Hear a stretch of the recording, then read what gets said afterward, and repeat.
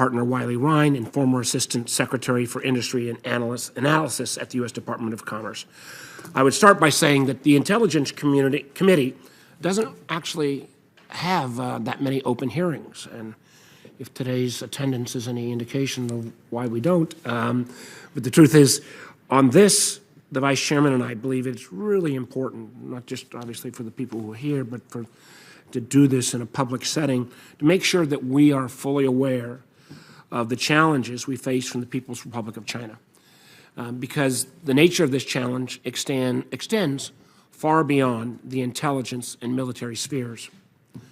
China, and let me be clear at the outset, when I talk about China, my beef is with the Communist Party of China, it is with Xi Jinping and their authoritarian order. It is not with the Chinese people or in any way the Chinese diaspora, particularly in terms of Chinese Americans who've made great contributions to our country. But the PRC poses, I believe, a unique challenge to the United States, not only the United States, but the whole so-called Western liberal international order. No other state actor in recent history has been able to compete with both the West diplomatically, militarily, and now economically, and particularly in our subject for today, in technology, at the scale that China can. And that's why for several years now, this committee, on a bipartisan basis, has focused on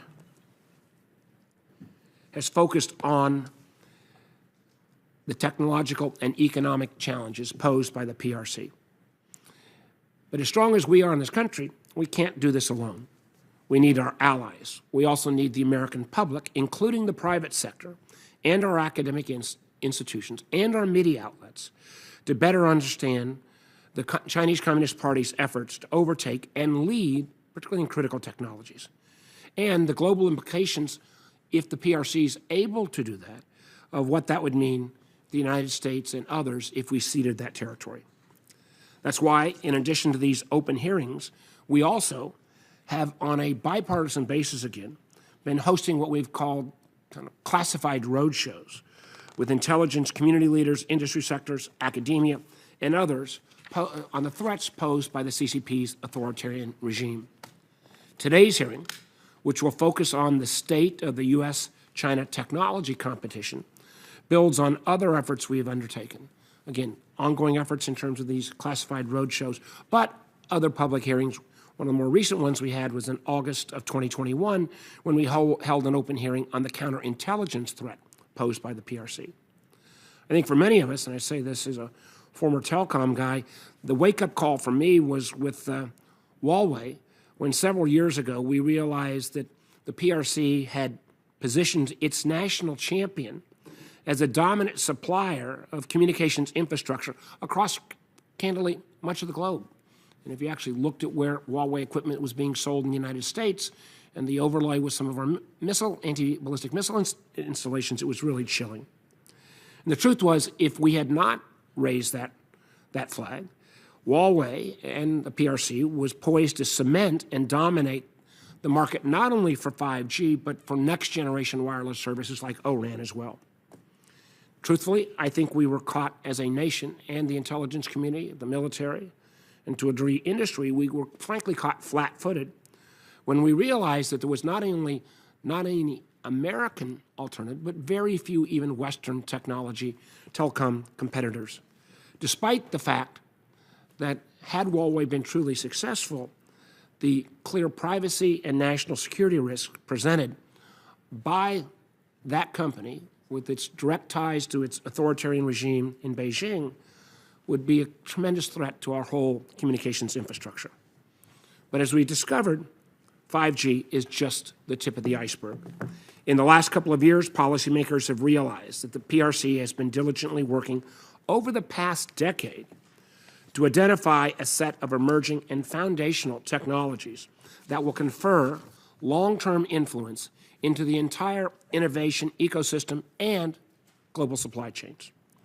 It is in this context that we realized we needed a national strategy to identify and counter the PRC's ambitions across a set of key technologies, not just 5G, but obviously artificial intelligence, quantum computing, biotechnology, precious metals, and that we need to safeguard our own and our allies' leadership in existing foundational and enabling technologies like semiconductors.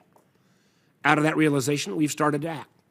Legislation currently moving through Congress, like the CHIPS Act and the U.S. Innovation and Competition Act, as well as repeated engagements with the private sector through these roadshows I previously mentioned, are all steps in the right direction. But this belated realization by American policymakers reflects a complacency with our own innovation and, quite honestly, a little bit of inattention to PRC's objectives and their efforts. For a long time, we thought it didn't matter whether we actually made both the innovation and the products here in the United States. We thought as long as we captured the value in designing and providing services based on those products, we'd basically win out. And the conventional view underestimated how effectively one country, in this case again the PRC, could exert control over the entire ecosystem by leveraging control over certain key foundational technologies, not only through control of the technologies themselves, but also through the supply chains. And something that I think oftentimes we didn't focus on again was those standard-setting bodies that often set the rules, standards, protocols for so many technologies. We dominated that. We, in America in particular, dominated that for decades. But again, in the case of Huawei and 5G, it was the first time we realized not only did China have a leading company, but they were literally setting the rules of the game. This is not a lesson that we need to learn the hard way once again. If we don't set the standards and protocols for these technologies, our democracies and other allies will not win out, the PRC will. Not only will they set the standards to achieve their illiberal vision of CCP control, but their advantages will translate into military capabilities, geopolitical influence, and economic advantages. I look forward to the witness's testimony on this issue. For members of information, today we'll be doing something a little out of order. Rather than going by order at the time of the gavel, we will be asking questions by order of seniority in 5-minute rounds. With that, I turn to my good friend, the Vice Chairman, Senator Rubio. Thank you, Mr. Chairman. Thank you, all the witnesses, for being here today. I think it's an important hearing we're going to discuss. We often talk about China's plans and intentions behind closed doors, but the fact of the matter is that their ultimate goal and what they're trying to do is really not that big a secret.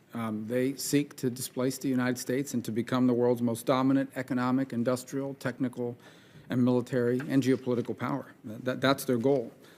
We, in this country for a long time, had this hope for the better part of 20 years, this consensus really, that once the Chinese Communist Party in that country became rich, it would become more like us, move towards democracy, have respect for the rules of economic engagement and so forth. Well, obviously that's not materialized. In fact, they've used the last 20 years to wage an economic war against the United States, stealing jobs, exploiting the free and open market, oftentimes with help by American corporations driven by the short-term profits that can be gained by having access to the Chinese market. And as part of that goal was to leave us as Americans economically dependent, not just on their massive market, places we want to sell things, but supply chains as well. And we've seen that disruption play out during a pandemic. Imagine in a time of conflict. And so they know that once we are dependent on them, our manufacturing base, our supply chains, critical minerals, and not to mention dangling the promise of access to their massive market, well, then our options will be limited and their leverage will be extraordinary. And they've been able to achieve this through their military-civil fusion strategy, through their national laws that compel the transfer of sensitive information to the government, and, frankly, by weaponizing some of our companies against us here in the United States. In many cases, we find that it's American corporations, because they manufacture there or because they want to have access to their market, that are then turned around and become advocates in favor of the Chinese position on any sort of different issues that we face here domestically. The intelligence community, I think at this point leaders on both sides of the aisle have been pretty clear that this is the single greatest challenge this nation has ever faced. We have never faced a near-peer adversary that poses such a comprehensive challenge the way that China does today. Soviet Union was a military and a geopolitical rival. They were never an industrial, a technical, or commercial rival. China is all of that and more. And as I said earlier, if we think having supply chain disruptions as a result of a pandemic shutting down some factories has been bad for our economy, imagine it being shut down deliberately as leverage against us in a time of future conflict, because that's what we can expect to see, and it leaves us vulnerable, and it's something we need to begin to address. So I would make one final point, and then the two things I hope we can take from this hearing. I think this matters because I think it matters if the most powerful, let me put it to you this way, if the most powerful and influential nation on earth is a dictatorship that is willing to enslave its own people in death camps and commit genocide against its population, if that's how they treat their own people, and that's the most powerful country in the world, that's not going to be a good world. And that is unfortunately what we're headed towards if we don't deal with that. And if anyone has any illusions about the nature of the Communist Party of China, ask the people of China and people living in places like Tibet and Hong Kong and Xinjiang, and they'll tell you what this government is capable of doing. In closing, what I hope we'll hear today are your views on China's economic and technological plan to dominate key technologies and control critical supply chains. And it's also, perhaps as part of this hearing, we can begin to think more about how we can dramatically increase our efforts to reduce our economic vulnerability to the Chinese Communist Party. So thank you for being here with us today. Well, again, I thank all the witnesses for being here. I'm not sure who's going to go first, so I'm going to throw it to the panel, and whoever's going first, proceed. Good afternoon, Senator Warner, Mr. Chairman, Ranking Member Rubio, other members of the committee. Thank you for inviting me here today. I first need to say my name is James Mulvenin. I'm here in my personal capacity, not representing either the company I work for nor any of my intelligence community sponsors. They asked me to say that. For the committee's reference, the three of us have a rough show run that we've worked out. I'm going to introduce at a strategic level the key elements of the Chinese strategy and the elements of that strategy, and then pass it to my other colleagues to discuss specific Chinese progress in certain technology areas, and then clearly the toolkit that the U.S. government has for us to be able to deal with these threats, what's working, what's not, and how could Congress help us flesh out the toolkit. The overwhelming strategic point, which just echoes what Senator Warner said in his introduction, is that China does have a deliberate, published national economic and national security strategy to achieve the very levels of domination that Senator Rubio mentioned in his introduction. And as part of that, these strategies are designed to create an unfair, asymmetric environment for U.S. and other multinational companies operating in the Chinese market to force the transfer of technology to domestic national champions who will then turn around and push our companies out of the China market and then compete with them globally. The main features of this strategy are multifold, but deliberate. First is a focus on industrial planning.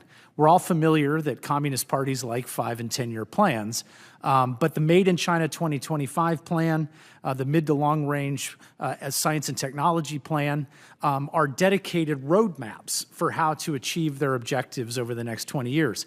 I find it notable that whenever we pay too much attention in English to any of these plans, they are suddenly deleted from the Chinese internet, and then it becomes difficult to find them. My question, of course, is, what do you have to hide? That is also followed, as Senator Rubio said, by very dedicated national strategies for what is now more commonly known as military-civil fusion. We've done a lot of work in the last couple of years across the community looking at this issue and really explicating it. Finally, there's a level of state subsidy through that industrial planning that, again, disadvantages our companies. And those subsidies are directed primarily towards national champion companies chosen by the parent ministries in China to be the focus of their funding, the focus of their technology development. And then once our companies go to China, they find themselves having to joint venture with these national champions at the direction of the regulator, which then facilitates that technology transfer. In the last 5 to 10 years, China has also published a blizzard of new laws and regulations, despite not being a rule of law country, but a rule by law country. But these are codified to be able to use against multinational companies to defend the predatory and extractive practices of the government.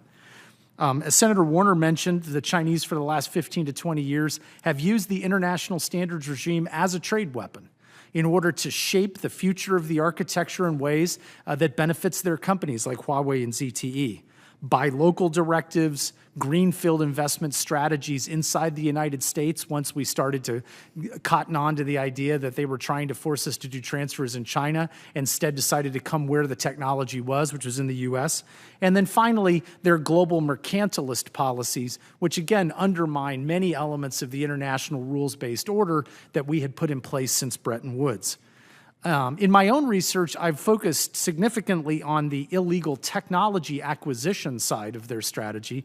In 2013, with 2 U.S. government employees, I wrote a book called Chinese Industrial Espionage that detailed in extraordinary detail all of the elements of both the non-traditional collection side that I'm sure the committee has heard about a lot in terms of their ability to hoover up large volumes of information in the United States and then exploit it back in China, but also their planetary scale cyber espionage program, as well as their efforts to steal technology here in the United States.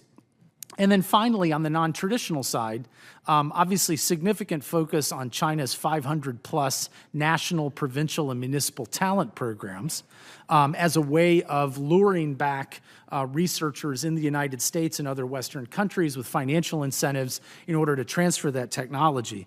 I would only highlight that one little discussed aspect of the talent programs is that it allows them to have contact with experts who can help them understand the intangible elements of innovation that they can't understand in the stolen blueprint or the stolen source code. So it helps them fill in the mortar between the bricks.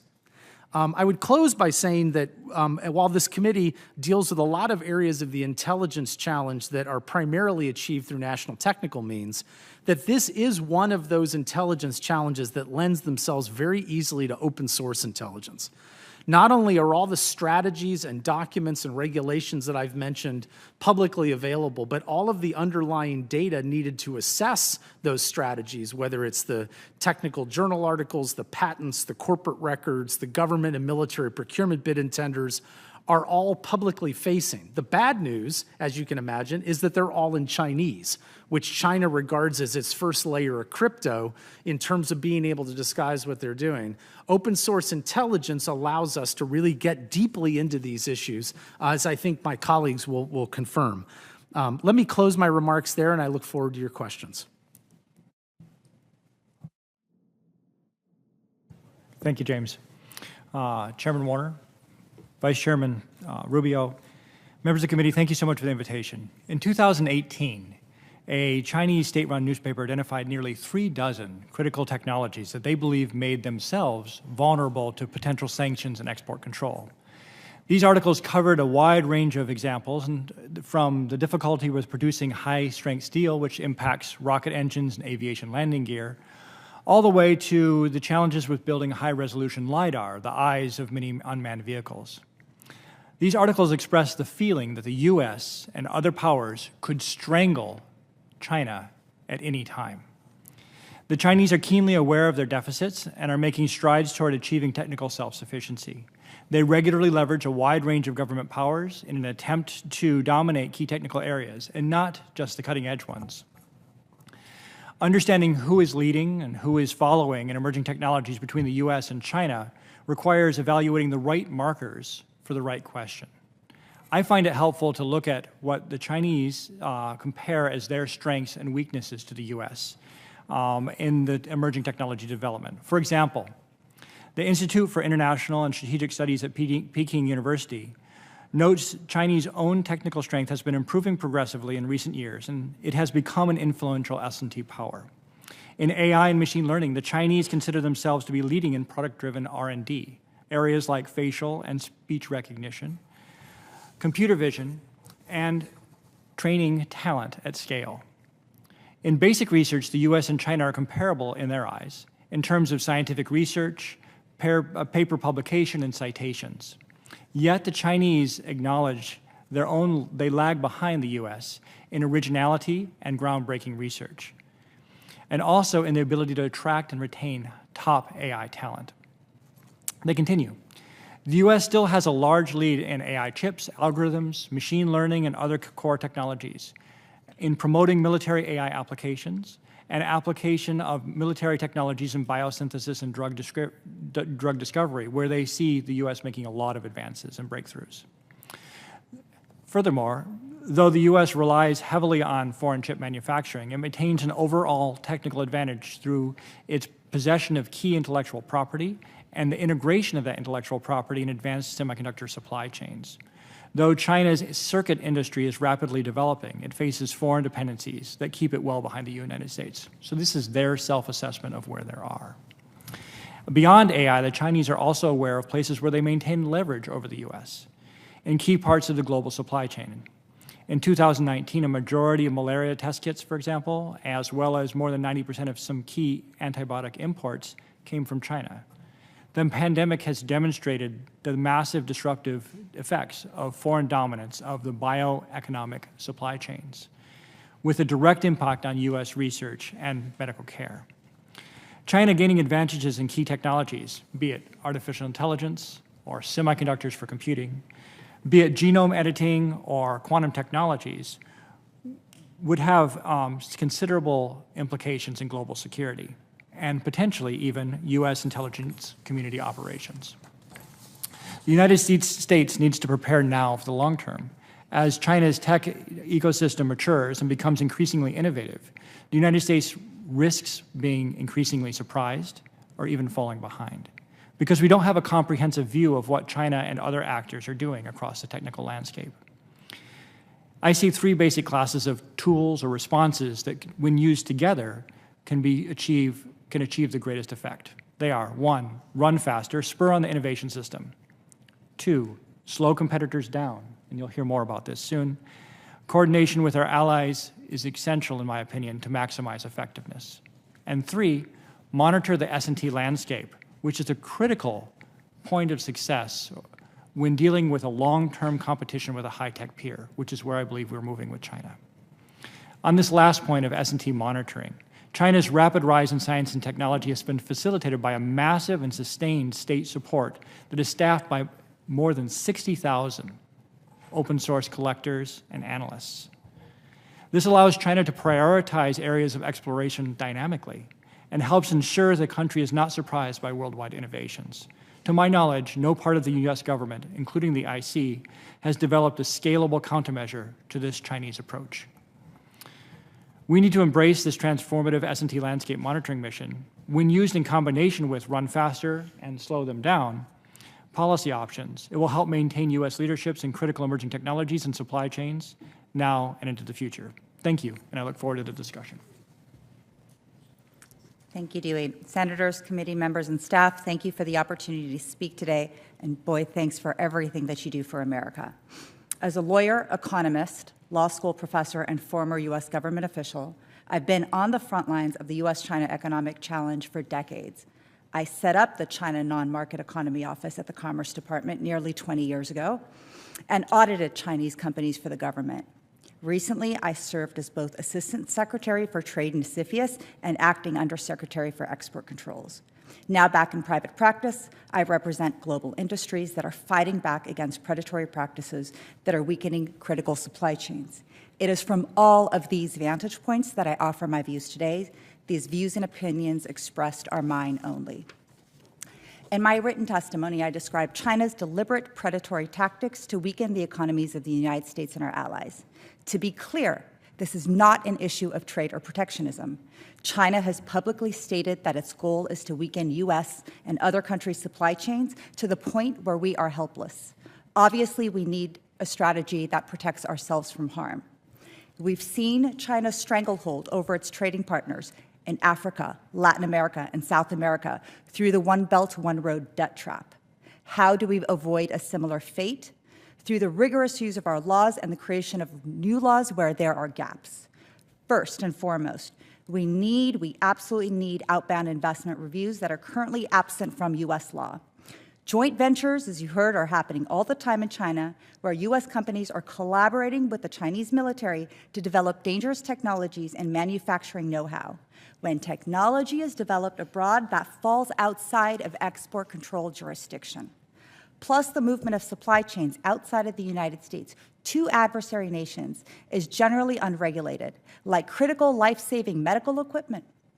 Without medicine and supply chains to build our defense systems, how will we survive under attack? This gives our adversaries the ultimate trump card. Second, we need an export control system configured to allow us to run faster, while at the same time blocking China's ability to benefit from our technology. China's military advancements in hypersonic weapons was facilitated by the transfer of U.S. technology. One company's short-term profits years ago now threatens global security. Our export system failed. We need to fix it. Third, we need to control the export of sensitive data that can be weaponized by our adversaries to conduct massive surveillance and develop dangerous AI-enabled weapons. Data transfer needs to be regulated through new laws on export controls. So does sensitive research at universities. Fourth, when we authorize the transfer of sensitive technology to China through export licenses, supercomputer-enabling technology, for instance, today we can't even be sure that our technology is not being used for military purposes when it goes to China and not being used for weapons of mass destruction. This is because China restricts our ability to conduct end-use checks, and has for a long time in China. That's a big problem if we're allowing exports of critical technology to China today. Fifth, we need national security reviews of Greenfield investments, if you heard, through the CFIUS process. China buys land here and conducts surveillance, connects to our energy grid, accesses our control technology from within our own borders, and wipes out our domestic industries by underpricing from within our own borders. This is a problem. Sixth, any revenue lost from sales to China through export restrictions, make no mistake, can be regained from investing domestically and in our allies' markets. We need investments in safe locations to strengthen our supply chains. Consider the U.S. to be an emerging market, not China. Seventh, we need laws to address China's additional trade distortive practices where we currently have no laws. Overcapacity in fiber optical cables. This is the infrastructure of 5G, and China's running overcapacity. The economic harm caused to businesses from cyber attacks, and the displacement of U.S. businesses from global markets due to China's predatory pricing behavior around the world. To address this, we need additional Section 301 investigations into these practices to recoup the economic loss to U.S. businesses resulting from these harms. If the investigations result in tariffs, then we ought to shift the tariff responsibility onto the Chinese exporter and away from American importers. Americans should not be paying for China's predatory behavior. And finally, we should use the 301 tariffs collected to create an innovation fund dedicated to capitalizing high technology and critical industries. In other words, use the tariff revenue paid by China to build out our critical supply chains. In sum, remember, the more we invest in China's non-market economy, the more we move production to China to avail ourselves of its cheap prices, forced labor, and other non-market distortions. The more we buy cheap Chinese products rather than goods from market economies, the more we allow distorted non-market forces to capture a greater share of the global market. And this way, we are accelerating the demise of capitalism and the market-based system. We need to reverse this. Thank you, and I look forward to your questions. Well, I want to thank all three witnesses, and I want to point out a couple other quick things and then get to my question. One, I think we also do need to acknowledge, while China has picked national champions, they kind of have combined the best of both systems to a level. They do have a ferocious startup industry in China, oftentimes supplemented by the $500 billion of intellectual property theft each year. And so they have that ferocious competition until that national champion emerges. And again, I think we need to be clear-eyed about our potential competitor here. It brings back 2 points. Again, maybe I should have made it in my opening comments. I remember when, and it was driven a lot by this committee, when we woke up about 5G in Huawei and tried to finally get all the right people who we thought in the room from USG. We had, I think, 3 intelligence agencies. We had DOD, we had Commerce, we had State, we had NTIA, we had OSTP, And for those who might be watching this, these are all relatively large organizations with all these acronyms. We had the FCC, and it was absolutely clear that these people had never been in the same room again about taking on a question like how we give up the spectrum that's going to license 5G, how we think about making competition with our allies, how we address what was happening with Huawei.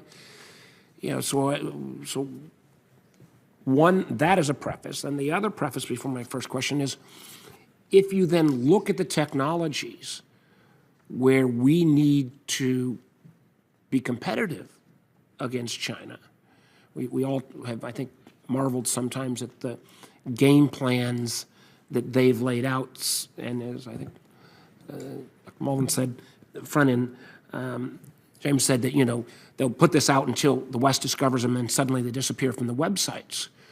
But I just know within recent years, when I've asked the Intel community, what are the key technologies we ought to be competing with? We got one list from the ODNI, a somewhat overlapping, but not entirely the same list from CIA. Commerce has got a different list. The White House through OSTP may have another list. So if we can't figure out who to get in the room, or what is even the major focus areas of our attention, you know, Senator Cornyn really took the lead on helping move forward this idea around semiconductors. I'm not sure we'd have been making the progress even on semiconductors, but for COVID because of the immediate shortages we were seeing. So the first question I would ask for the whole panel is, Ms. Nectar, you seem to have looked at this from a trade standpoint, but if you were going to structure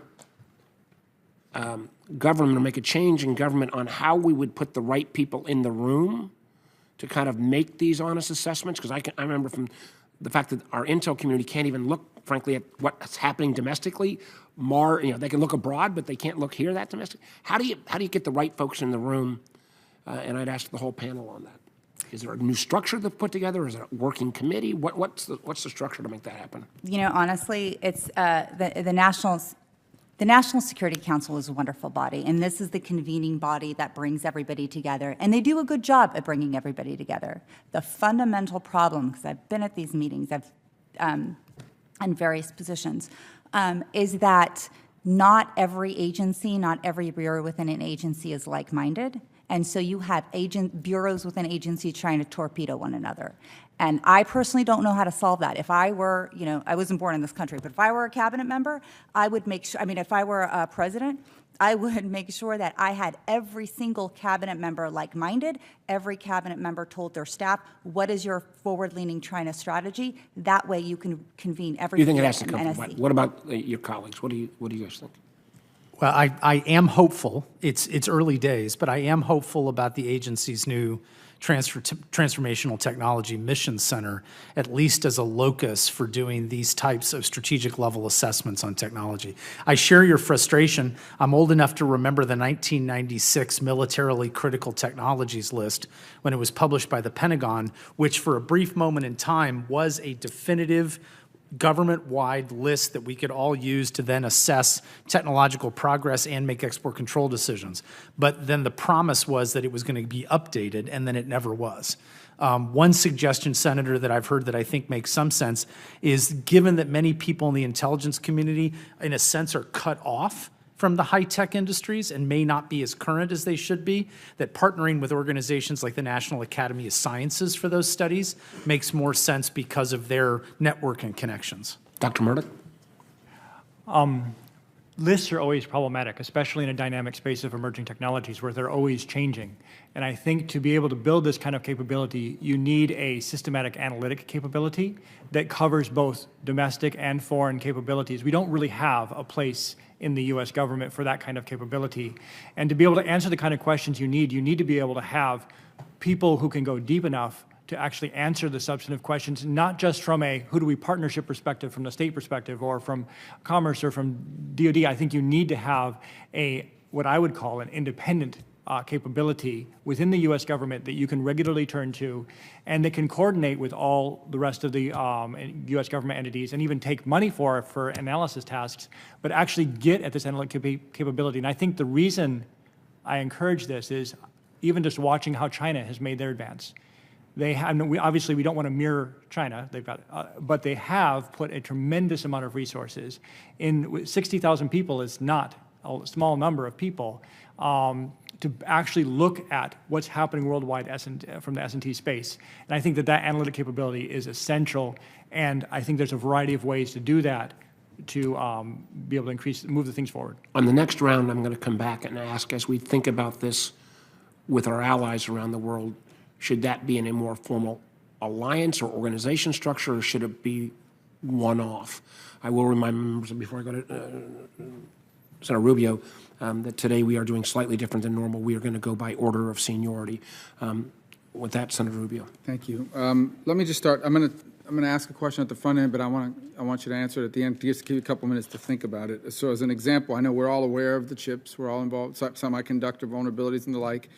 But there's a bunch of pretty startling vulnerabilities that we have on the supply chain that are really critical, beyond textiles and things of this nature. One is an example. I think the figure is right. About 90% of our key antibiotics are sourced from manufacturing. And so what I'm going to ask you to sort of think about in the next couple of minutes while I go through these other two questions is, if you can give me another example of something like that maybe is not as broadly known, but that's a key vulnerability that we never want to have to depend on them for. So here's the first question. I don't know who wants to take it. Maybe all three of you do. You know, it's been publicly reported now that as the iPhone 14 comes out, that Apple intends to use, is thinking about using a memory chip made by the product is from a company that is not just a Chinese government-owned entity, state-owned business, but it has close ties to the military. So an American goes to buy, or we broadly sell in this country, let's say an iPhone 14 that has that memory chip in it. What vulnerability, beyond being annoying, right, that we're getting it from them, but what is the actual vulnerability that creates for us on a mass scale, the memory chip? So I can, let me start by answering that. So you first, Senator, asked for different types of technologies. 77% of the lithium-ion battery cell capacity is located in China.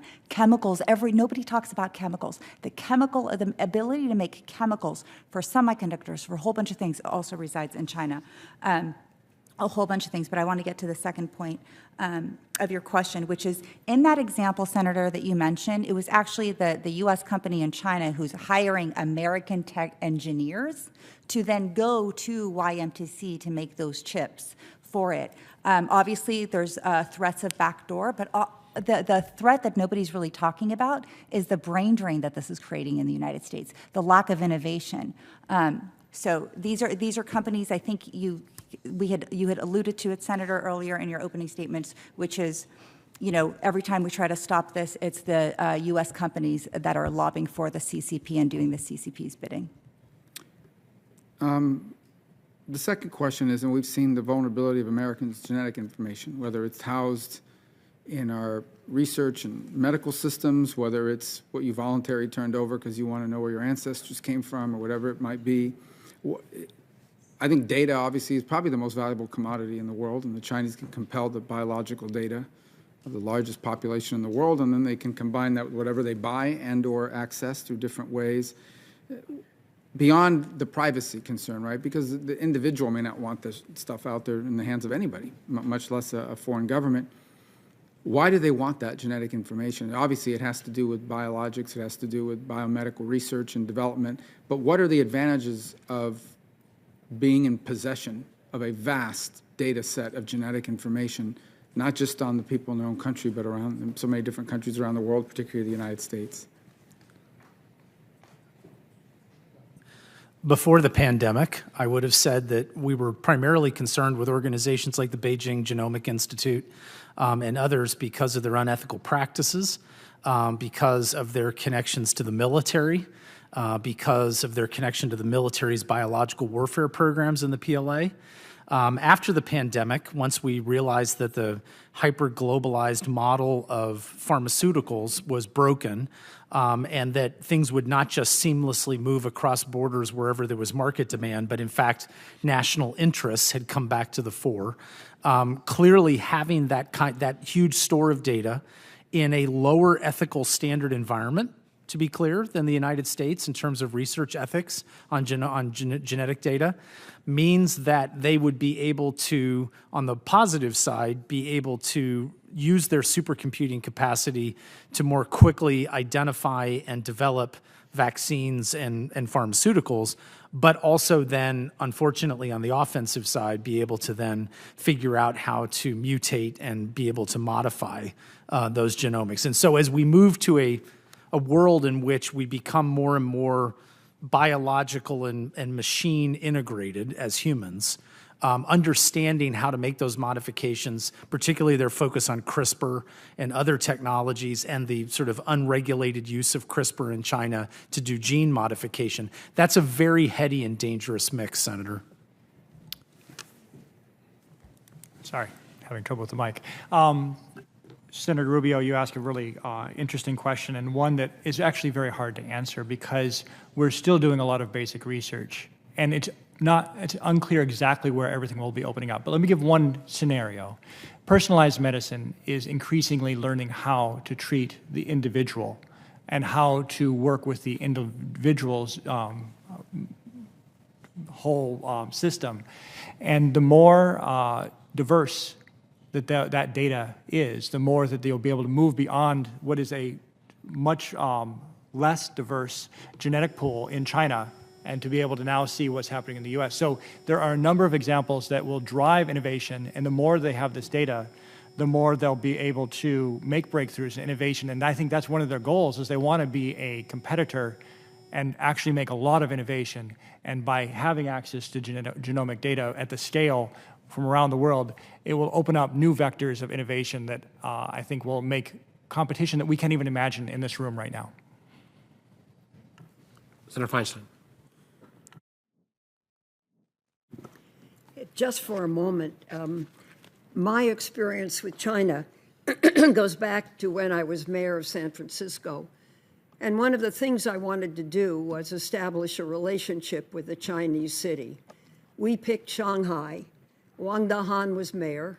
We established a relationship. Then Jiang Zemin became mayor. He became president of the country. In the meantime, trade, ideas went back and forth between our two cities. We took Chinese students.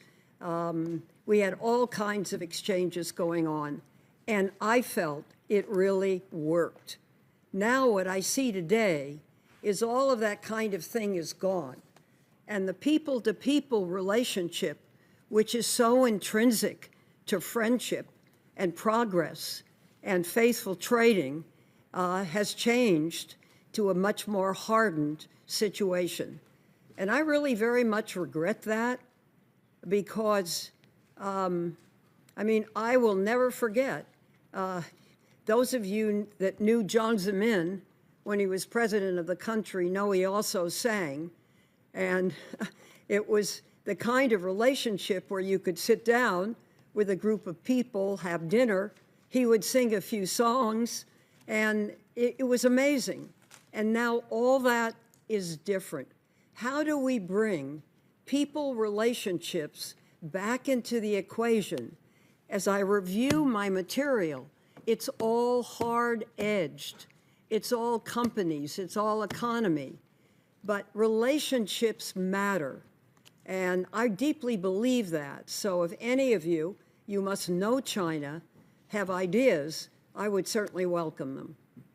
Senator, maybe I can start. I agree with you, relationships matter, but then how do you foster relationships in a country that's closely monitoring the information that its population gets and is engaging in propaganda of how the United States is bad? I think that maybe back in time, there was opportunity to kind of grow and foster this relationship, but we're competing with the CCP and its massive propaganda machine, and I really don't think that, I think our efforts will be exploited, and I just don't think the CCP wants that. So you don't think China can change from where it is today? I always think if it countries has changed in the past as it has? I always think, I was born in Iran, and Iran was very different then than it is today. Iran So isn't countries China. can change. Right, countries can change for better or for worse. I think under this current CCP leadership with President Xi, China will not change. It's only going to get more and more combative with the United States.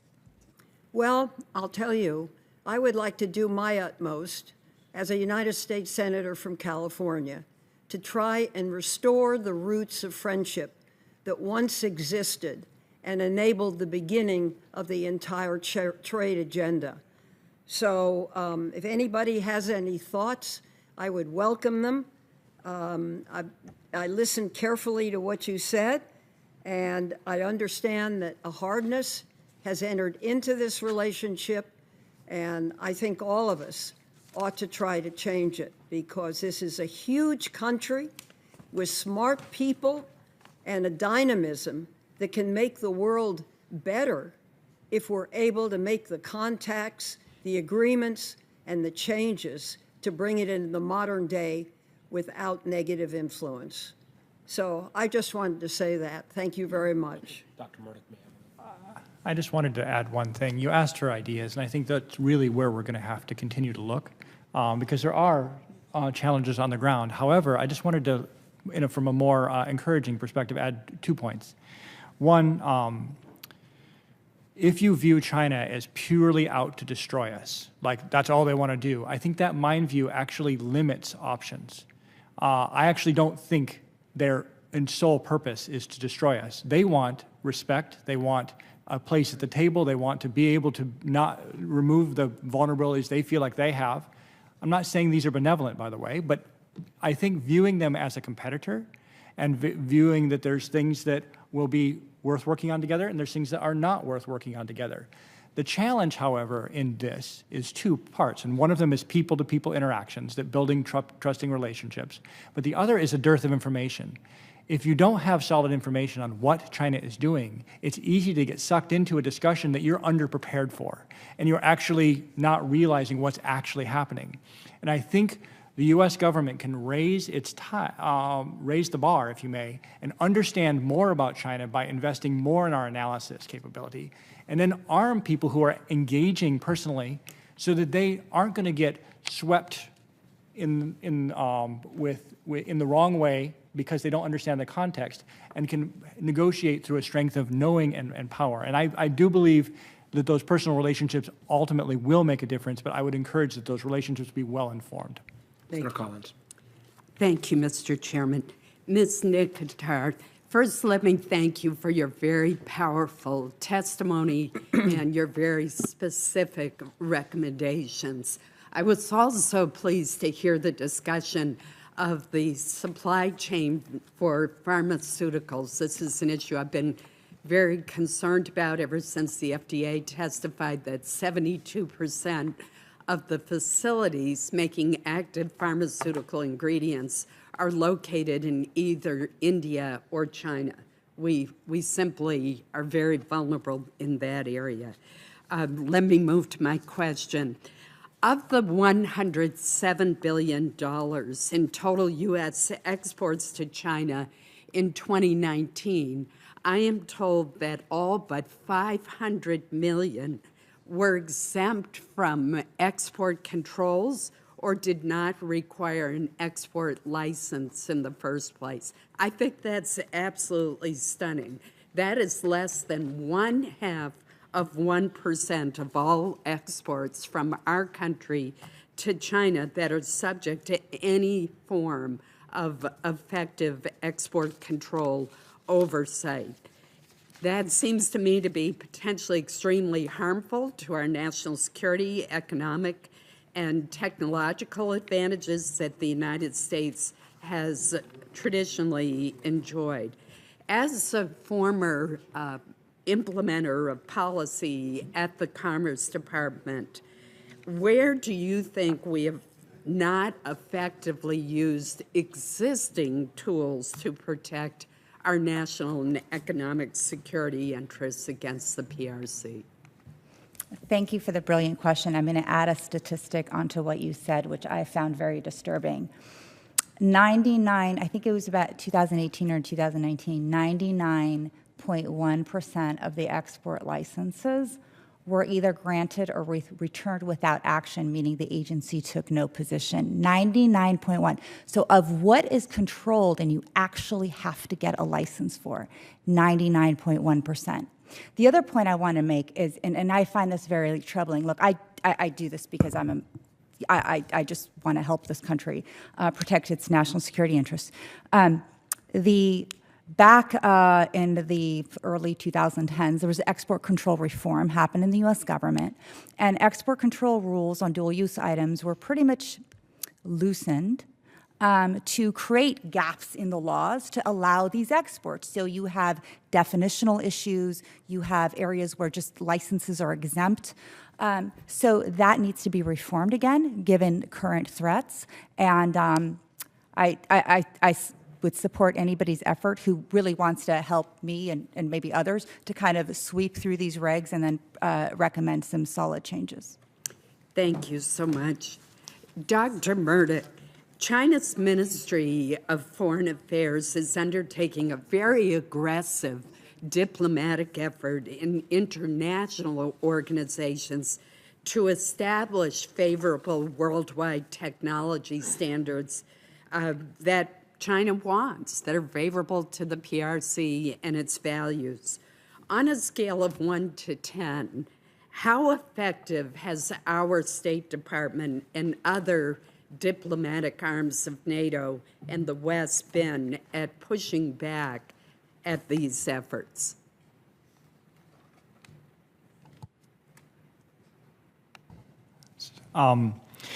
So just a brief comment on history. So the standards efforts that China is engaged in trying to implement now and the push that they've had was motivated by what they perceived as a very effective U.S. effort. In aerospace and a variety of other places, the standards that we helped influence in GPS and other places were a gold standard. And they said, wow, we really want to do the same thing. So first of all, we motivated them by our success to try to do something similar. They're working very hard. I actually, it's hard for me to provide a number, and I'm not trying to avoid the question in that sense, but I'm not actually sure how I would characterize it with a number. I think it's too soon for me to be able to judge what is the success. I think it's an ongoing dynamic space, and it depends on the particular industry and the particular standards bodies where we've been more successful and where we haven't been as successful. But I do want to lay the foundation that a lot of the foundation is based on previous U.S. successes in the standard space. So not exactly the answer you're probably looking for, but it's the best I can do right now. Dr. Murdoch, you've said that the U.S. government needs an analytic capability to survey and monitor the global science and technology landscape that we currently don't possess.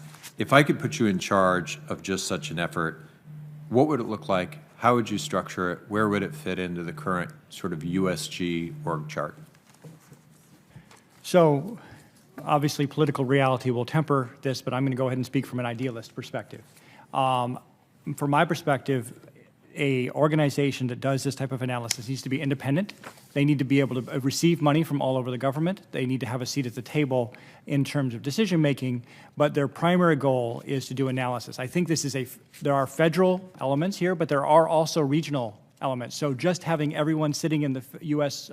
Capital region is probably not a great idea, because there's innovation happening all around America, and both the information that this group would need, as well as the results of some of the findings, would be relevant to those sectors. So it's probably the majority of or half, let's say, of the staff would be in the U.S., in the D.C. area. The rest would be throughout the U.S., and I think it would probably have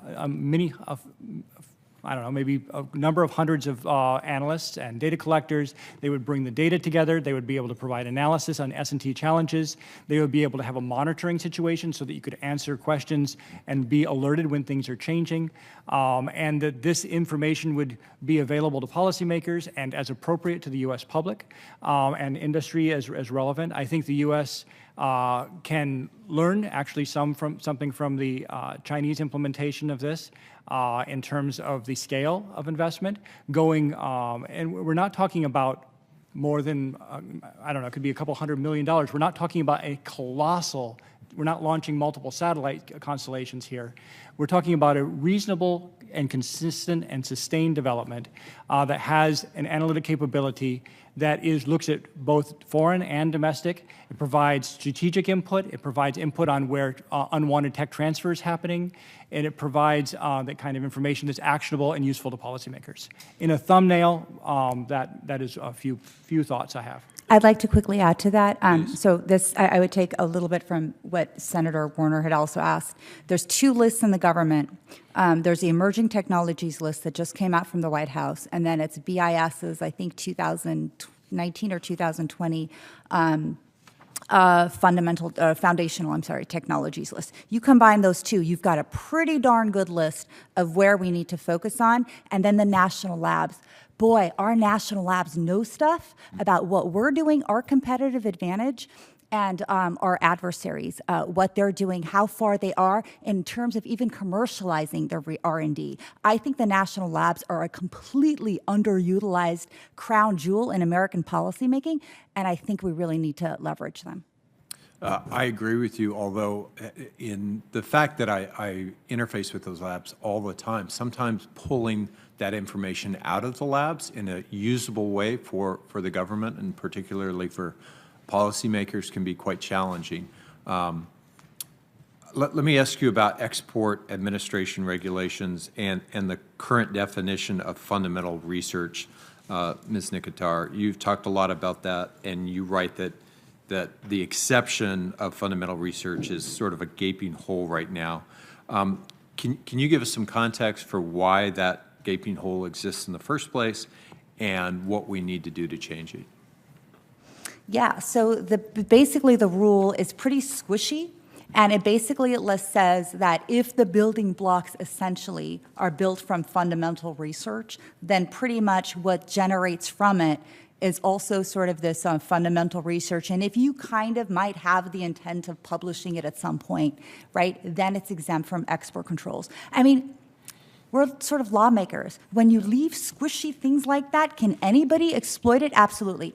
And the reason why I'm completely nervous about this is because I've got a friend who's doing some critical semiconductor research in Silicon Valley, and he calls me and he goes, there's a prominent university in California who has these Chinese nationals coming in and doing research on the next generation of semiconductor technology. And my response is, oh my gosh, of course, this is because of the fundamental research exception, because this is how it always gets used. And then they're like, he's like, well, what's the fix? And I said, issue an informed letter to the universities to say, cut it out for these technologies, and then go back and change the definition of fundamental research. And I don't need to tell you guys, but in agencies' regulations, it belongs to the agency. They can kind of change it anytime they want. So why wouldn't they do it? Over. Thank you. And one of the things I think, Senator Heinrich, when you asked that question, as we've seen on the Intel side, we've got some pretty good folks who do some pretty good research in issue areas, but at least the folks on the Intel community, they can't even look at what we're doing domestically. So how we figure out where that's located and letting them having a full 360 would be really important. Senator Blunt. Thank you, Chairman. Dr. Murdoch, we're in conference right now on a bill regarding largely competition with China. Most of us, if not all of us, are free market thinkers in terms of how things should sort out. But clearly, what is the best way to compete with a country that largely subsidizes and moves quickly in technologies without either regulation or without having to have total outside financing to be your competitor? You think it's reasonable that in these areas like chips, that the United States make a government taxpayer-funded commitment to bring that industry back here? Can't hear. Sorry, I'm going to figure out how this mic works by the time that we're done here. And you're our technical guys. Yeah, good sign, huh? So with respect to competition with China, I just wanted to have one meta comment or high-level comment, which is the U.S. strength is because we have a highly distributed system. We do not run a command economy. We have a lot of innovators working, a lot of people moving. There are times when we get the need for the government to step in to correct subsidies that are happening within China or other places. So I do think it makes sense to step in when it's been very clearly identified. We've lost a core capability of chip manufacturing. It needs to be done in a way that enables the diverse and distributed innovation system to flourish. We can't put it under a thumb or put it in a constraint in a cage that tries to control too much of how it happens. But I do think that we clearly have identified there's a gap here. We can bring back a manufacturing capability, if correctly executed, that will enable us to bring that competition back. Now, there are a number of other areas that will also need this kind of attention, and that's why I mentioned that we need to be monitoring and dynamically watching the situation, because it's a very fast and rapid moving space, and it moves at a speed outside of lawmaking in its traditional form. But So you're saying we don't want to find out that suddenly we're behind like we might have a few years ago in 5G, for instance? yeah, exactly. And I think there are very discreet and clear things that we can do to make sure that that information is flowing. To Senator Warner's last point, we don't have a good foreign domestic, red-blue analytic view that we have wonderful intelligence assets that can find very pristine and immaculate information that will help, but that needs to be contextualized effectively with an unclassified base that these pristine and exquisite sources can augment and insight. I do think we have the opportunity to do this, if that's helpful. All right, Dr. Movelson, do you want to add anything to that, this idea of how we compete with countries that are highly subsidized? Well, I think the first thing I would say, Senator, is that we shouldn't compete alone. That in particular, one of the things that I support about the current administration's policies is the emphasis on a coalition of the willing in particular tech areas, looking at how we can bring together countries with similar value systems, democratic countries, similar legal systems, and break down some of the barriers that we have between us. A very good example of that is in 5G. We are all aware of the fact that for a long time, Huawei was the only company that really had an end-to-end offering, from handsets to servers and base stations. But the obvious industrial coalition between companies like Cisco and Juniper and Nokia and Ericsson would have fallen afoul of antitrust regulation unless the U.S. government effectively moved to break down those barriers, so that there could be an alternate 5G end-to-end offering to compete head-to-head with Huawei. That is a solvable policy problem, particularly given the like-minded countries that we're dealing with. So I would just say not competing alone, but using our OECD allies, and I'm including the South Koreans, the Japanese, the Singaporeans, the Taiwans, all of our European friends. We obviously have a lot of work to break down a lot of our barriers, common data privacy protections first. Let me see if I can get one more question in here for Mrs. Nikitar. I was interested in the discussion that Senator Collins had about pharmaceuticals. One question that's come up that I would wonder about, does the United States, with vaccines obviously a big thing now, do we have the capacity within our own system to produce and deliver end-to-end vaccines without dependence on China particularly, or outside the United States supply chains? Thanks for that question. So there's a lot of pharmaceuticals and active pharmaceutical ingredients that we can actually make in the United States if we use our current facilities and we're able to retool and reshift so we can produce them, right? And so I think the first step is to look at what our manufacturing companies, our pharmaceutical companies, not just what they make today, but kind of give them a survey of all these active pharmaceutical ingredients and say, what can you do with the facilities you have? What's the lead time? What's the cost? And okay, now that I can solve that in a case of emergency, what can I actually now not make in the United States and maybe Canada? And then how do I solve for that? That sounded like a no, but we could get there. Yeah, no, exactly. That's right. No, but we can get there. Thank you, Chairman. Yeah, I think we've seen, I think in the midst of COVID, we were something like 80+% of the APIs were coming either China or India. Senator King. Thank you. First, Dr. Mulvannon, I absolutely agree. I think it's a huge mistake to not take advantage of our allies. And if you add add the EU and us and Japan and South Korea and other Australia, other countries, we're bigger than China, and a bigger market and a lot of intellectual horsepower. So I think that ought to be part of the strategy. And having uttered that word strategy, it strikes me that what we're doing here today is we're sort of throwing darts at a policy dartboard. And this whole thing started with your discussion of the detailed strategy and doctrine that the Chinese had developed. I believe we need to do that same kind of thinking. Our policy toward China is all over the place. It involves trade, it involves intellectual property theft, it involves, we haven't even mentioned the word military here today, enormous military competition, and I feel that there's no comprehensive or cohesive or comprehensible overall strategy. Dr. Mulvannon, I just served on a commission on cyber, a national commission involved members of Congress, private sector, and members of the executive. And I found it a very useful exercise to be assigned to think about a large issue in a comprehensive way. Do you think that we ought to be thinking about having a national strategy to deal with China? Well, we do have elements of a national strategy. I wish it was more explicit. Obviously, we were all disappointed that Secretary Blinken got COVID last week, because he was going to articulate for the first time, I think, the comprehensive nature of the strategy, and I think that is coming eventually. The Indo-Pacific framework that was published gives us a lot of clues. But I would just say the following: industrial policy is a 16-letter word, not a 4-letter word.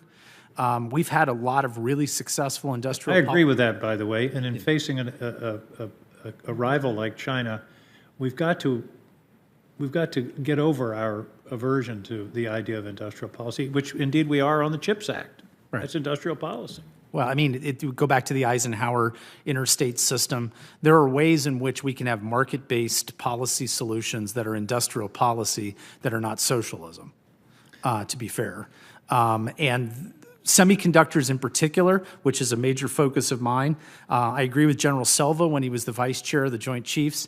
He said, we can't protect everything. He said, I want to protect semiconductors because that's the hill I want to die on, because it's the foundational technology under all of the other advanced technologies.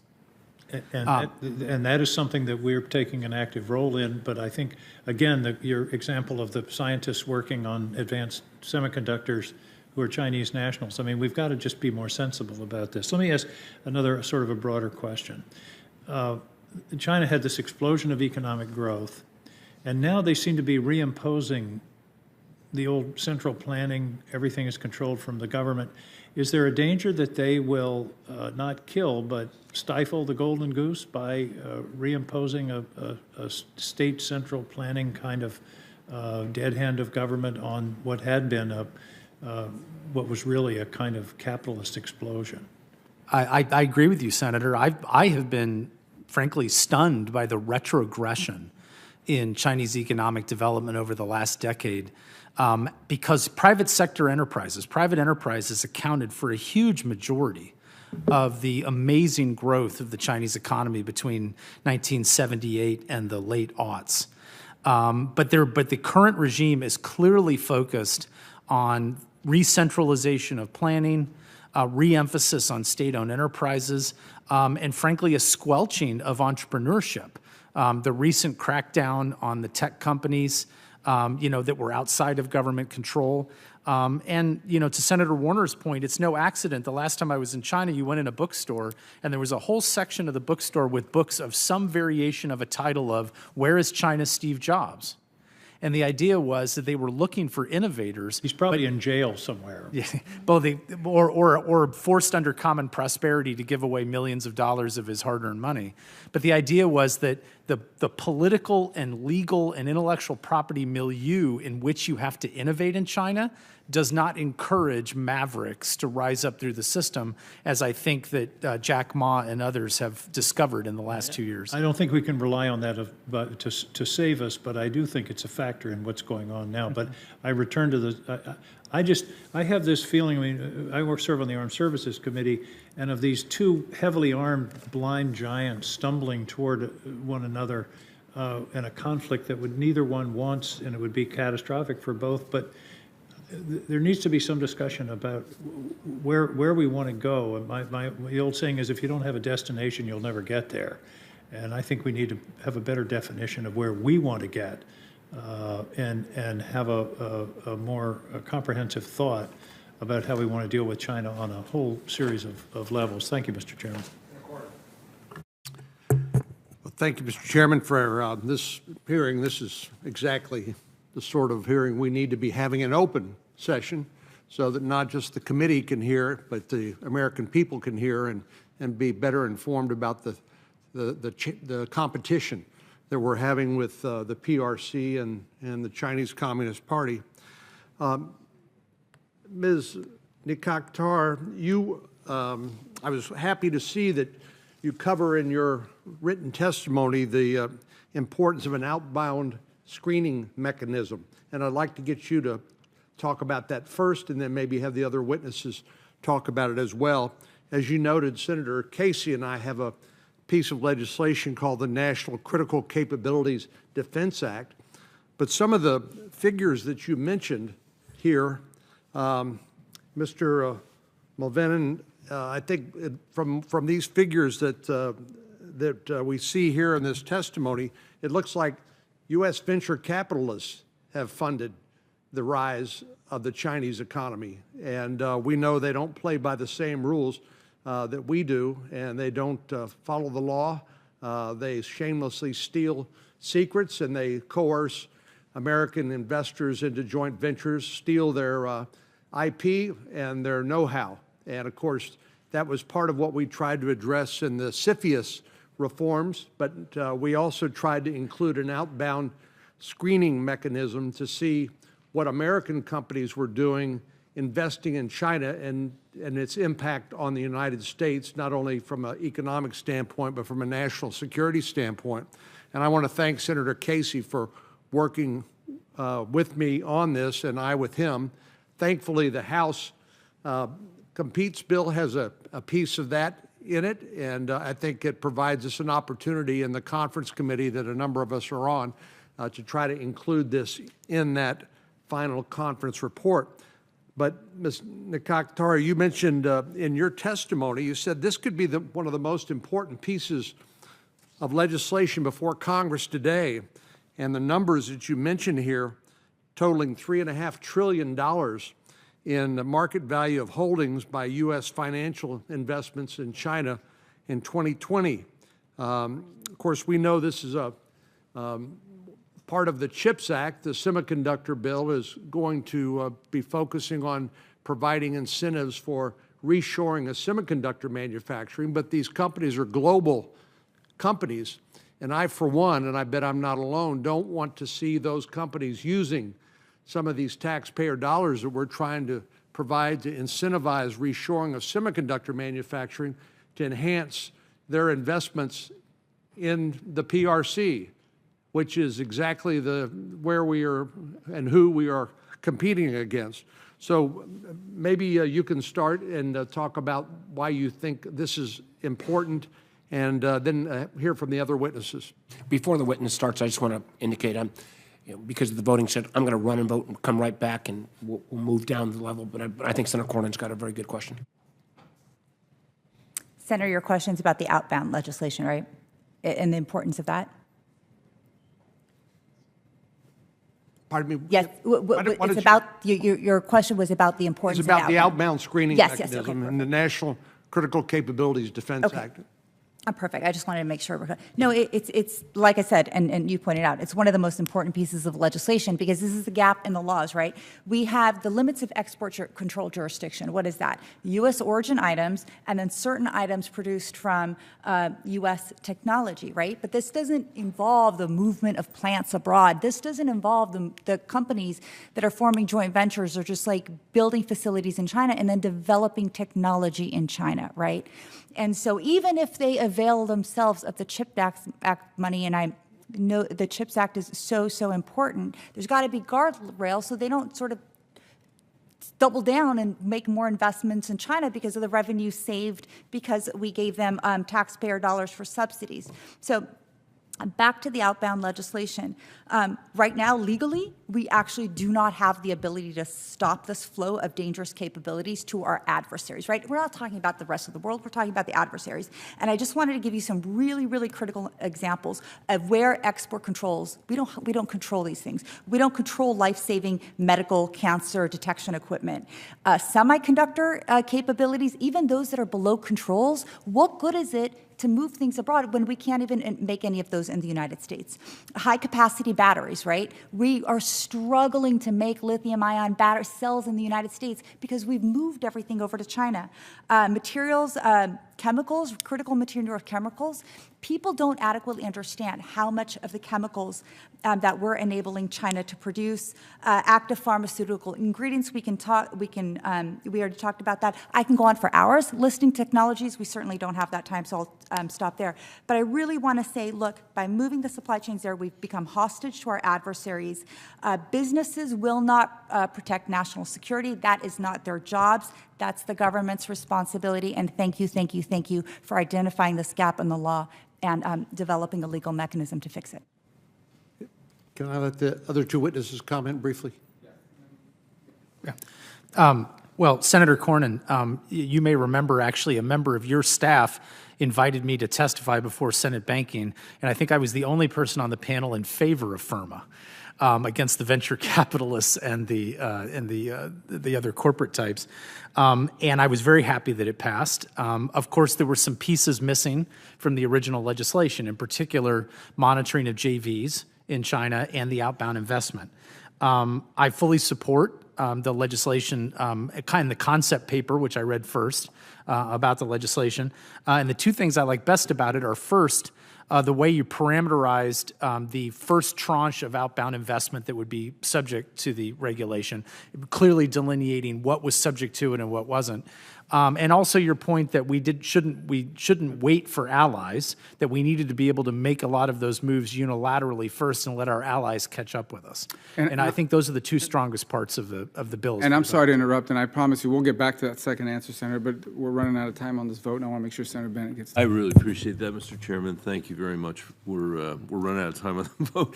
I wanted to come back to Dr. Murdoch's red-blue analogy in terms of our analytic capability and hopefully suggest a way forward. Senator Sass and I have been working on several bills to better position ourselves for the competition and better direct our investments. In last year's Intelligence Authorization Act, we advanced a national technology strategy, which we continue to push forward. We're currently working on a bill to establish the capability to conduct technology net assessments in order to determine U.S. leadership on critical technologies relative to other countries, particularly China. What we found through our work on this committee is that while the intelligence community looks at what China and other countries are doing on emerging technologies, no one in the government, as we were talking about earlier, is really looking at how such trends compare to the U.S. private sector activity. So our new Office of Technology Net Assessment would review U.S. competitiveness in technologies critical to economic and national security based on a fusion of intelligence, including open source intelligence and commercial data. Would a capability like this help us determine where we need to direct investment, answer some of the questions we're asking today, and protect U.S. leadership in technologies that matter most to U.S. economic and national security, do you think? Clearly, the net assessment type model is quite exciting. It has a lot of potential. And I think that pursuing that kind of approach makes a lot of sense. I think it's important wherever this capability is that they have the authorities and incentives to be able to answer the questions in a full way. Authorities meaning that they can get at both the red and blue, like you were highlighting. I think that's a central point, and also the incentives. The U.S. tends to use open source as a complement for SIGINT and human and other sources, and I think other models are using the open source as a first resort and then laying on top of that the classified sources. And I think to get a net assessment, it's important that you look at the big picture first and then fill in the pristine information on top of it. And so it's a methodological making sure those incentives are honored. We'd like to work with you on that. And with the last couple minutes remaining, Thank you for your testimony. I think it really is important, and I'm very, very pleased that Senator Cornyn said what he said about the importance of doing this in public. I think it is very clear to me, having been on this committee now for however many years it is, that our failed experiment or prioritization on making stuff as cheaply as possible in China has been just that, a catastrophic failure for the United States of America. And it's going to require something totally different for us to compete. I wonder, with the couple minutes left, what does that industrial policy look like? How do we do it in a way that harnesses the imagination of the capitalist system that we have as opposed to the way that the Chinese are doing it? And finally, how are we going to know that we're actually succeeding? So when people are sitting at that table at some point in the not too distant future, they're actually telling a story about how we're out-competing rather than having our lunch eaten by Beijing. I don't know who would like to start, but I'd be happy to hear all of you or any of you. Thank you. I can. Go ahead. I'll just very briefly, since I'll be short though. There is a reasonable, this is a good time to re-engineer our innovation system and to be able to think about. There was a good friend of mine wrote a paper dealing with the system re-engineering of the American R&D system. There are options and ways to be able to take the strengths of the U.S. system and be able to effectively engage in a way that recognizes the government authorities that we actually have, where we actually have authorities, where we can engage, and where we should be letting the innovation system work in that beautiful American way of that's hard to predict. So just a very small comment. I'll let you go deeper. Thank you. So look, representing industries, folks are really excited about this potential for industrial policy, and many of us have been champions of it for a long time. So what you see is we're getting a lot of excitement. You've got companies with really exquisite IP, clean rare earths processing, for example, that actually have the IP, but they've never really had the financial means to get this launched. So there's a lot of IP that's in the works that this is also catalyzing. Catalyzing is the key word. But I think to make this successful, these companies are still reluctant to make the investments in the United States because they're like, I'm going to be displaced by cheap Chinese stuff because China is not, it's just configured to outcompete all the time. So they're really freaked out about that. So we've got to think of a mechanism that once our industries through our industrial policy are growing, we're able to really cut out unfair predatory competition. And then finally, to your last point, how do we know that we're succeeding? When the world starts buying our goods and not the Chinese goods. Senator Casey, you voted already? I did. Okay. Mr. Chairman, thanks very much. I want to thank our witnesses. I'll focus my question and some comments before it on Ms. Nakatar, and in particular, I'll be quoting you in reference to some of the areas of questioning that Senator Cornyn raised on outbound investment. But I wanted to start by way of a predicate, quoting the 2022 annual threat assessment. It says in pertinent part, quote, Beijing's willingness to use espionage, subsidies, and trade policy to give its firms a competitive advantage represents not just an ongoing challenge for the U.S. economy and its workers, but also advances Beijing's ability to assume leadership of the world's technological advancement and standards, unquote. In your written testimony, you note, quote, U.S. financial investments in China, Chinese domiciled countries totaled over $2.3 trillion in market value of holdings at the end of 2020. This is on page 24 of your testimony when you make that statement. And then you have just above it a list of the capital investment types. It's just breathtaking. It's everything from telecommunications to robotics, biotechnology, AI, surveillance, semiconductors, pharmaceuticals, goes on and on. So that gives people a good sense of the challenge we have. Later in your testimony, you say, we have for centuries, and I'm quoting here, we have for centuries regulated the transfer of defense articles to foreign adversaries. Today, in much the same way, we need to regulate the transfer of technology, economic flows, and supply chain capabilities to them, unquote. And as Senator Cornyn mentioned, we have the National Critical Capabilities Bill, and you talk about that in your testimony as well and some of your earlier testimony. I guess a two-part question. One is, what are the limits of existing regulatory tools, including export controls? That's question one. Question two is, why is an interagency outbound investment review mechanism necessary to win the competition with regard to the Chinese government? Okay, thanks for the really thoughtful question. First, what is the limitations of existing regulatory tools? I think we have a lot of gaping holes in our export control system, and I think we really need to tighten those up. Greenfield investments, I mean, gosh, what an incredible way that we're allowing that to be, domestic investments to be exploited. Really, the transfer of data, of sensitive data, data centers, not to the rest of the world, but to adversaries who are going to take the data from our data centers and use it for their AI machine. So that's another area. And then certainly the outbound investment mechanism, so we talked about the limits of export controls. And so when you have these facilities in foreign countries and you develop the technologies there, release technologies there, critical manufacturing capacities there, we empower them and not ourselves in the United States.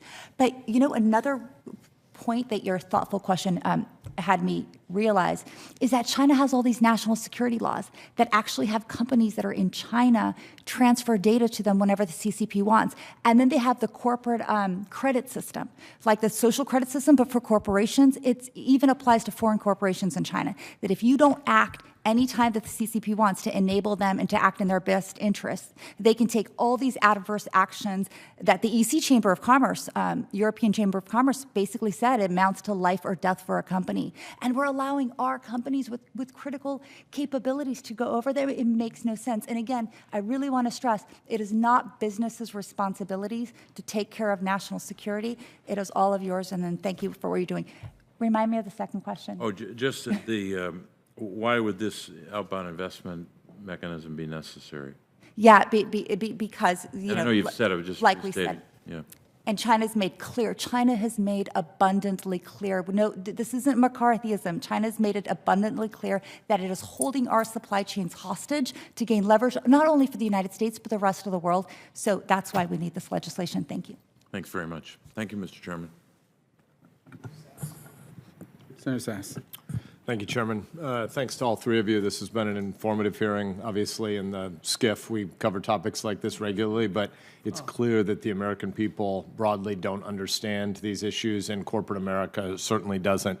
I've become increasingly concerned as I learn more and more about how premier U.S. law firms ostensibly represent private, in scare quotes, Chinese companies, where American lawyers work on cases in what feels a lot like a revolving door of senior U.S. government officials leaving administrations, going out and being hired at law firms, and then a lot of their clients become these Chinese fake private companies. And again, as Chairman Warner says again and again, our beef is not with 1.4 billion Chinese people created in the image of God. It's with the Chinese Communist Party and their malevolence and their export of surveillance state autocracies and their genocide in Xinjiang and more and more. So could you walk the American people through how China uses former U.S. government employees, and particularly those who've had access to our government secrets? Yeah, it's really terrifying. I think, what is the Stalin quote that we'll use the rope that the capitalists tell us to sell us to hang them? And I don't, there's debate of whether that's a quote or not, but it's the true thing is that it's money. It's money, money, money. When the Chinese companies dangle money in front of folks who've been in the government and have access to exquisite data, know how the ins and outs of the government work, know how to exploit regulations, it's really hard for people to say no to money. And so you see this revolving door, and then there's various reasons why people go into the government, but one of the key reasons is to get a better job on the way out. And so when again, the CCP exploit that with being able to pay a lot of your bills, all your legal bills, and when there's this rat race within law firms, who can generate more revenue, and with status within the firm, who can generate, how do you resist that temptation? The way my firm doesn't is we bring trade cases against China, so there's an inherent conflict of interest. So, I don't have that, but most, as you pointed out, law firms don't. And so then how do you sort of resist all of these temptations and these expectations of you that you're supposed to generate revenue when the Chinese make it so easy? And what is the Chinese government, via these companies, seeking advice about from these U.S. law firms? Is their goal better governance compliance? Yeah, so it's twofold, right? And so it's just lobbyists. Lobbyists just pepper the government with lobbyists so they can just hear from from an echo chamber. And the other one is they hire people who know people in the government and then know how to manipulate the laws. The more you know the intricacies of the laws, the more they're interested in you, because you can build in nuances to basically create backdoors for them to circumvent the laws. And that's what they're looking for. The other two of you want to add to this? Senator, it certainly is a function of our open system, which is in stark contrast to the opacity, of course, that our companies face on the Chinese side. And perhaps that's worthy of some mention. All of the proliferation of documents that I mentioned, many of which are unpublished. Our companies will go into meetings with ministry regulators in China, and the regulator will push and draft unpublished regulation across the table for them to read and to be enforced. And they ask, can I keep a copy of it? And they say, well, no, that's just an unpublished draft, and pull it back. So they don't even have the ability then to seek remedy with the U.S. government or with other people who could help them in those situations. Not to mention the fact that, of course, while there have been some improvements in the intellectual property courts in China, the court system itself is not an independent branch of government, is fundamentally dominated by the Chinese Communist Party, and the judges in those courts are first and foremost responsible to the Communist Party discipline before the legal discipline. And so that is just one of these unbelievable asymmetries between the two sides, and again, further creates that asymmetric environment for our companies. I'll take on one small part of this. One of the challenges in working with in the government is you have limited time to think, and you don't have a lot of space to do that thinking. So you tend to rely on what's being said outside because you need someone who has the head time to be able to draft out, particularly in emerging technology spaces. These are very complex. They're technically hard to understand. There's a lot of players involved. It's important to get that information. And I think that information dearth that we've put on senators and Congress individuals as well as executive branch actually puts you at an increasingly disadvantage because you're actually dependent on people outside who might actually have a conflict of interest to inform you on what to do. And therefore, coming back, I do think there is an opportunity to increase this analytic insight so that you can be informed by sources that conflict of interest is more clearly controlled. I know I'm nearly at time, but it's been reported that there are currently 20 former U.S. senators and congresspeople that lobby ostensibly on behalf of the Chinese government and Chinese fake private corporations. Is there any reason why that is in the interest of the United States citizenry or governance? I've thought a lot about this, and I really want to answer this question because I don't understand what their end game is. If you're taking money from the CCP and you're lobbying on their behalf, at some point somebody's going to have to win this conflict, right? And if we lose, where are you going to run? Where are you going to hide? You've actually enabled this to happen. And when China is the dominant power and we become a vassal state, it's affected you too. So I just fundamentally do not understand why these people are trading in their future, their children's future, for a few dollars today. Thank you. Thank you, Mr. Chairman. First question for you, Ms. Nikaktar. I'm very troubled about the use of the $10 trillion private equity industry to mask investments by Chinese government-linked actors in critical U.S. infrastructure and technology. And you may be aware that, as chairman of the Senate Finance Committee, I've been working on legislation that would close disclosure loopholes for private investment vehicles like hedge funds, private equity, and venture capital firms. In your view, would there be a national security interest in fully understanding who is behind these funds that are acquiring companies with critical technology? 100%. We've got to explore all of the loopholes, the disclosure loopholes, and close those. And then when we trace the financing back, it has to go back to the ultimate beneficial owner. And I think companies do not do adequate due diligence to figure this out. And I think sometimes our intelligence communities fail to do that. So would it be fair to say you believe legislation requiring disclosure of beneficial ownership of these very large investment vehicles would make the CFIUS review process more thorough and efficient? Yes, Senator, I do, and I would actually take it a step further. I actually think that companies that do business of a certain sort of dollar amount with the CCP need to disclose that to the government too, so we really understand what these transactions are that companies are making. So yes, and then again, I would take it a step further. So it'd be fair to say between the two questions I asked and the addition you just made where you said you'd go further, you think to a great extent we're just pretty much in the dark with respect to anything resembling useful, fulsome information about these funds. As the former head of CFIUS at the Commerce Department, yes, we were completely in the dark. Our intelligence community didn't have adequate information.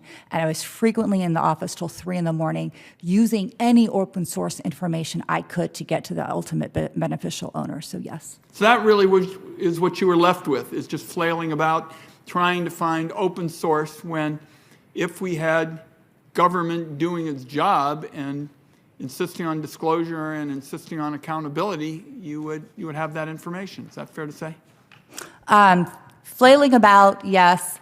Sometimes I found really good data, yes, and a lot of sleepless nights, yes. Very good. You clearly have the expertise to use open source information. I don't think it should come to that. I think we ought to be adopting the suggestions. No, you're absolutely right. I was just tongue-in-cheek. But it never, through open source, the exact type of information I need to take it across the finish line. You're absolutely right. Very good. Dr. Mulvinen, I am told you're an expert in China's internet censorship. This has been an issue of great importance to me, again, on the Finance Committee in particular, and we have looked at China's, the way the Chinese government uses internet censorship to silence its critics. Internet censorship, whether at the hands of the Chinese government or nominally private companies, not only undermines free speech and human rights, but has an economic impact on U.S. companies who can't or won't be able to participate in markets under those terms. For example, a recent U.S. International Trade Commission report described how censorship is creating barriers to the entry of U.S. tech firms in China and protects Chinese companies from competition. So the question would be, given China's expanding economic influence, how do we stop the PRC's cyber and censorship policies and its views, very odd and ominous views on internet sovereignty, from spreading outside of China? Well, I agree with you, Senator. I've been looking at this issue for a long time. We're entering a new era where the Chinese model, if you will, of the so-called panopticon surveillance state is now being globalized. We used to talk about the Chinese internet censorship issue largely in a China context in terms of inbound and outbound information from China itself. But the export of the Chinese surveillance sort of industry, whether it's via smart cities in Africa and other Belt and Road countries, up to and including China's proposals to the international standards bodies, which propose, frankly, a re-architecting of the internet, an internet 2.0 that is extremely surveillance-friendly and very national sovereignty-friendly, vice our traditional model of focusing on a global notion of internet freedom. One more question, if I might ask. There have been a number of reports of the PRC using its economic power, in particular its status as a market for American entertainment, to influence the movies and the television that Americans consume. Doctor, what do you see as the future of this kind of censorship and how widespread it might be? Well, frankly, I've been deeply troubled by the trends over the last 10 or 15 years where major studios, because of China's rapidly growing theater market, are reluctant to depict any negative depictions of China in movies, up to and including, as I'm sure you're aware, the CGI re-rendering of the remake of Red Dawn, where all of the Chinese in the movie were remade through CGI into North Koreans, so that that studio did not anger the Beijing regime. And I don't see how we reverse that, again, given the economic pull of the theaters, except to acknowledge that it is in fact happening, and it is fundamentally not compatible with our values. Mr. Chairman, can I get one last question in? Thank you, Mr. Chairman. So this influence, obviously, of the PRC could be indirect. For example, Twitter's owner is heavily invested in China.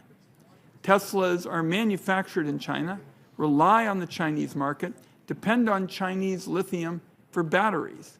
Do any of the three of you have concerns that the PRC might try to leverage Tesla's dependence on China to limit anti-PRC content on Twitter? Can you repeat the last part? I had a hard time clearing. Do you have concerns that the PRC might try to leverage Tesla's dependence on China to limit anti-PRC content on Twitter? Oh, absolutely, absolutely. We're giving China, by having more of any company's operations in China, we're giving them full ability, and I'm sorry, operations and supply chains. We're giving China the ability to basically be the puppet master and dictate how these companies operate, company-wide, owner-wide. Once you hold them hostage, you can essentially compel them to do anything. And people forget that in China, you don't have the ability to make decisions yourself. I'm way over my time. If either one of you want to make a quick comment, please do. But I got the sense that maybe the previous answer to my question is in line with the other witnesses today. Is that true?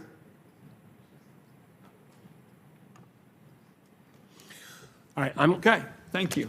I'm going to momentarily Bigfoot for 1 second, since I got a TV headed right upstairs.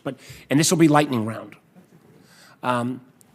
We touched a little bit on this earlier around, and I agree, Walton, that the alliance of democracies, should that be, and like brief answers, because I got one more question quickly after this, and then I'm going to get Senator Sass will get to close out.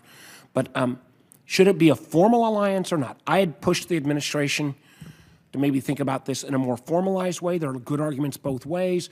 They wanted to kind of do, because there might be different alliances on different issues, although I'd point out the fact that by not having some formal alliance approach, we now on semiconductors, for example, Germany's moving even quicker than us, even though we had the idea to start with, have maybe done it in an alliance, but I think you got the gist of the question. So right down the line, formal alliance, not formal alliance, and recognizing there may be different countries on, but if you had a core group, you could expand or contract based upon the technology.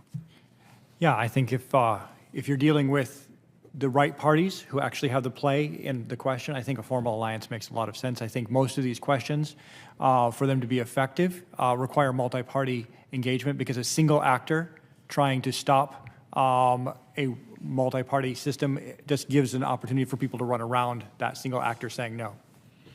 Some formal, some informal. Sometimes our allies just kind of don't want to be out there because of the fear of repercussions from China. So on a case-by-case basis, sometimes formal, sometimes we informal to give our allies top cover. I don't know how you have. And my 2021 word bingo was plurilateral.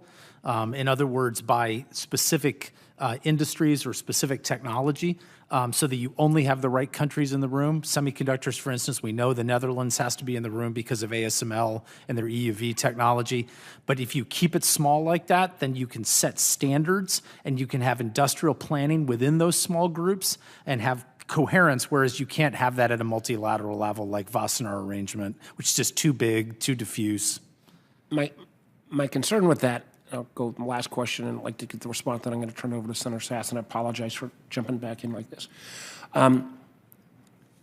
Is it, when you're thinking about technology development, it's hard to decide who the right countries are at the right end. There may be, we're doing some of this at a NATO level, we're doing some of this at, at a Quad level, but I don't know. I get, it's a fair question that most of you are not completely informal, but I'd like to continue that. The second half of this, which we've talked a lot about, the need for us to make investments, and I do think,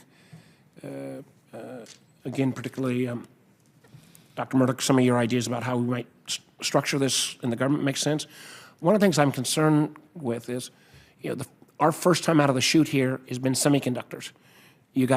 I would posit, if you didn't have a huge, high employment industry that was losing share, and we didn't have the moment of COVID where suddenly that supply chain loss drove beyond even the industry, I'm not sure we would be making this kind of $52 billion investment. How would we ever set about, maybe I'll just leave this for the record and you can come back to me on it.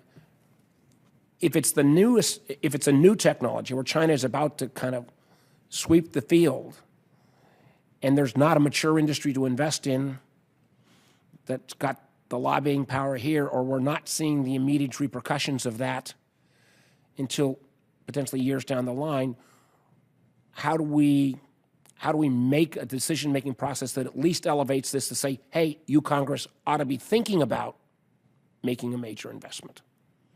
And I would love to get your answers on that, but recognizing that I've abused my jumping in front of my friend. Senator Sass, you get to close out this, and thank you. We've had a large number of my colleagues on both sides of the aisle come up and said, very good hearing. Yeah, Chairman, thank you for scheduling this in public. It's a very important topic. I wish I could hold you all hostage for half an hour, but the reason I'm the only one left here is that the vote closes soon. So I'll also ask you to speak quickly, but pursuing more of what the Chairman just said, I want to get back to something like a D10 or a D12 technology standard setting and free trade agreement. But first, explain to us what you think China's doing in their own, what is Chairman Xi doing in his own tech crackdown right now? What's motivating him? Well, I think that there's an inherent suspicion in the Chinese central government about private entrepreneurship. You see this, there's a number of sort of indications and warning of this. One is the reimposition of the requirement for party committees within private enterprises, again, as the only reliable mechanism of political control that they're familiar with.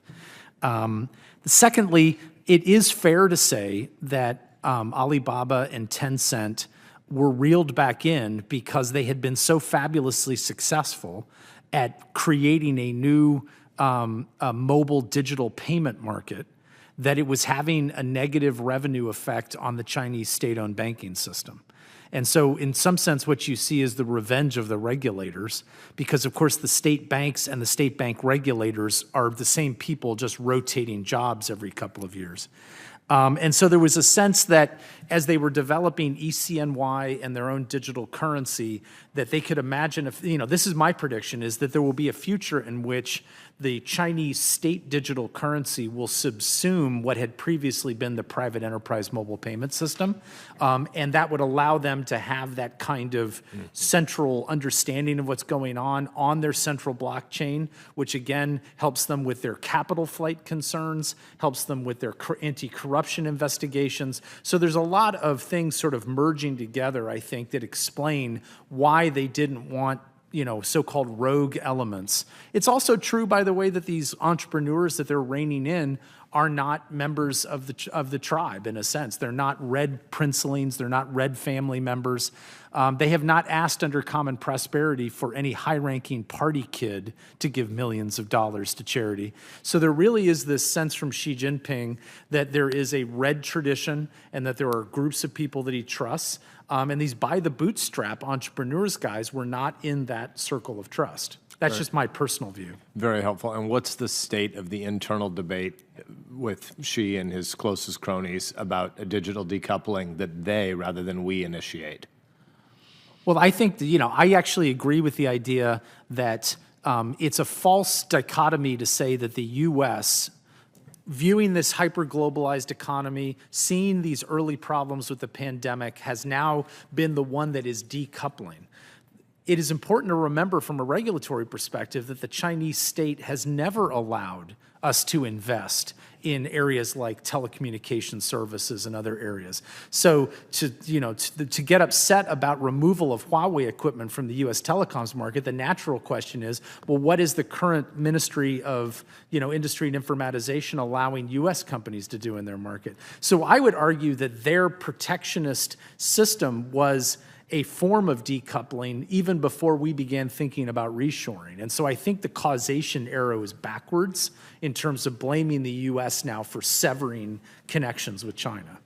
And may I just quickly add, to the extent that U.S. businesses kind of don't care, I try to remind them all the time that as China's digital currency flourishes, this is a mechanism to displace U.S. and Western competitors and manufacturers out of the market because they're just not going to accept U.S. dollars. Helpful. Sir.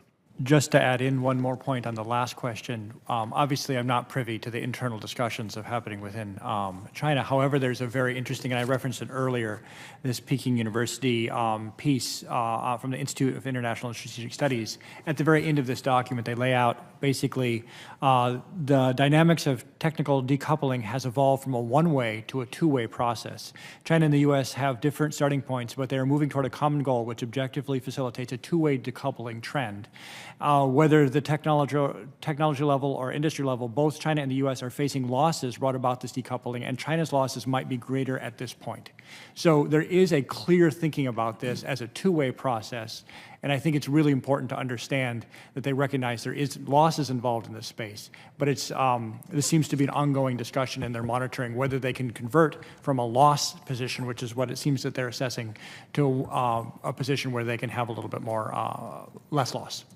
Very helpful. The vote is technically closed, so I need to sprint to it. But on behalf of the whole committee, thank you for all three of your work and your time with us today. I'm going to follow up with you with some more questions related to an ideal version of a D10 or a D12 or a TPP with technology standards and teeth. But thank you for your work.